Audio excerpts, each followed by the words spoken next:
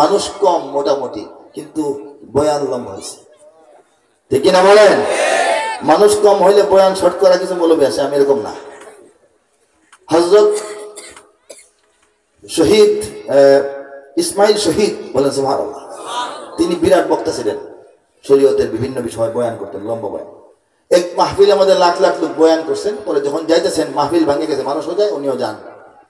এক বুড়া লোকের সাথে সাক্ষাতেছে, বুড়া লোকের সাথে বৃদ্ধ লোকটা বলতেছে যে ভাই সাহেব আপনি কি মাহফিল থেকে আসতেছেন? বৃদ্ধ লোকটা ওনাকে চিনে না, উনি বললেন জি চাচা আমি মাহফিল থেকে আসতেছি।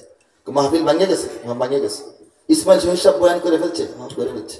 আহা, দূর থেকে রওনা হয়েছিলাম, পৌঁছতে পারলাম না। তখন তিনি বললেন যে আমি তো এই মাহফিলে ছিলাম, উনি কি বলেছেন আমি সবটা শুনেছি। কে বলতেছেন? বক্তা নিজেই বলতেছেন, আমি তো মাহফিলে ছিলাম, উনি যা যা বলেছেন আমি সবটা শুনেছি। এখন চাচা মিয়া আপনি কি সময় হবে তাহলে আপনাকে শোনাবো। পরে রাস্তার পাশে এক মসজিদের বারান্দায় বসা এই বুড়া মানুষটাকে উনি সবটা বয়ান আবার করলেন। 2 ঘন্টা বয়ান করে আসছেন, 2 ঘন্টার সবটা কথা আবার একটা মানুষকে বৈশা বৈশা শোনায় তারপর গেছেন। তাদের উত্তরসূরি হইতে হবে না আমাদের, ঠিক কিনা বলেন? এই জন্য আল্লাহ তৌফিক দিচ্ছেন, আপনারা বসছেন, শান্ত একটা পরিবেশ, ঠান্ডার মধ্যে কষ্ট করছেন, মাফ করে দিবেন, সবাই দোয়া করবেন, আরো দেখা হবে ইনশাআল্লাহ। আসসালামু আলাইকুম ওয়া রাহমাতুল্লাহ। আল্লাহুম্মা